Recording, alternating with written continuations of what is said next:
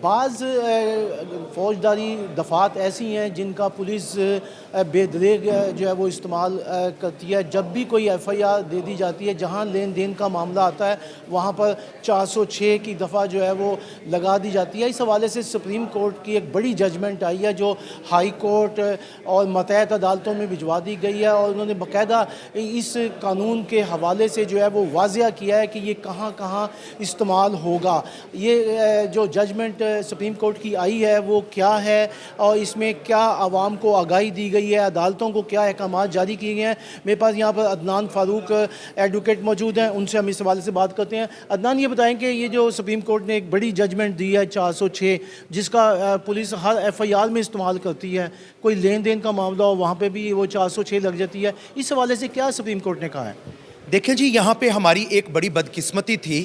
کہ لوگوں کو جب بھی لین دین کے مسائل ہوتے تھے, ان کی کوئی کانٹریکچول لائبلٹی ہوتی تھی, اگر بزنس ٹرانزیکشن یا کاروباری بھی معاملات ہوتے تھے تو وہ ادھار کے بھی معاملات ہوتے تھے تو وہ ایک اپلیکیشن تھانے میں جا کے دیتے تھے, کسی طرح بھی مینیج کر کے, یا پولیس کو خود اس کی 406 جو کہ 405 میں صحیح طرح سے ڈیفینیشن دی گئی ہے اس کو وہ کلیئر نہیں تھا, اس کے اوپر وہ باقاعدہ طور پہ ایف آئی آر دے دیتی تھی. مثلا اگر کسی بندے نے کسی کو کوئی پیسے ادھار دے دیے, جی میں نے 40-50 لاکھ روپیہ ادھار دے دیا ہے, تو وہ وہاں پہ ایک کام کرتا تھا کہ اوپر باقاعدہ لکھتا تھا کہ یہ پیسے میں نے ادھار دیے, اینڈ پہ ایک امانت کا لفظ استعمال کر لیتا تھا کہ میں نے پیسے ادھار دیے, لیکن کیونکہ وہ میں نے اس کو ادھار دیے تھے اور اس کے پاس بطور امانت تھے, یہ واپس نہیں کر رہا تھا. یا وہ یہ کہہ دیتا تھا کہ میں نے اپنے پیسے اتنی اماؤنٹ یا اتنا مال, کوئی بھی مٹیریل فلاں چیز میں اس کے ساتھ انویسٹ کیا تھا, اور انویسٹ کرنے کے بعد اس نے بجائے کہ اس میں مجھے پروفٹ دیتا, اس نے امانت میں خیانت کرتے ہوئے اس کو خرد برد کر لیا تھا. اس طرح کے تمام معاملات کی صورت میں ایف آئی آر لانچ ہو رہی تھیں.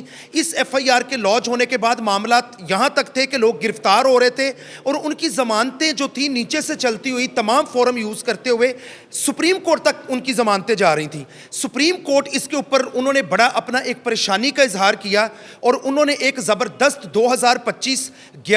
S C M R page 1130 اور دوسری 2025 ایس سی ایم آر 1117 دو ججمنٹ بڑی کلیئر انہوں نے دے دی, اور اس کے اوپر انہوں نے اپنا بڑا کنسرن شو کیا. انہوں نے کہا کہ ہماری جو نچلی کورٹس ہیں, ہائی کورٹس ہیں, یا نیچے جو ہماری فرسٹ فورم ہے لوگوں کے لیے جہاں سے وہ اپنے انصاف کے لیے آتے ہیں, جس کو ڈسٹرکٹ کورٹس کہا جاتا ہے, وہاں پہ ان چیزوں کو مد نظر ہی نہیں رکھا جا رہا. انہوں نے کہا کہ حیرانگی کی بات ہے کہ صرف لفظ امانت لکھ دینا اور امانت کے لفظ کو ایز اے ٹول یوز کرنا یہ سفیشنٹ نہیں ہے. 405 میں جو 406 میں سزا ہے اور 405 میں جو اس کی ڈیفینیشن بتائی گئی ہے, انہوں نے کلیئر کیا کہ اگر کوئی بھی مسئلہ بزنس ٹرانزیکشن ہوگی, کہیں پر بھی اگر انویسٹمنٹ کا معاملہ ہوگا, جہاں پر بھی لاس اور پروفٹ کا معاملہ ہوگا, جہاں پر بھی کوئی ادھار لیا گیا ہوگا, وہاں پہ 406 کا بالکل استعمال نہیں ہو سکتا. صرف 406 وہاں پر ہوگی جہاں پر اگر کلیئرلی کوئی بندہ کسی کو کوئی چیز بطور امانت پکڑاتا ہے اور دیتا ہے کہ یہ اسی طرح میں آپ سے واپس لے لوں گا,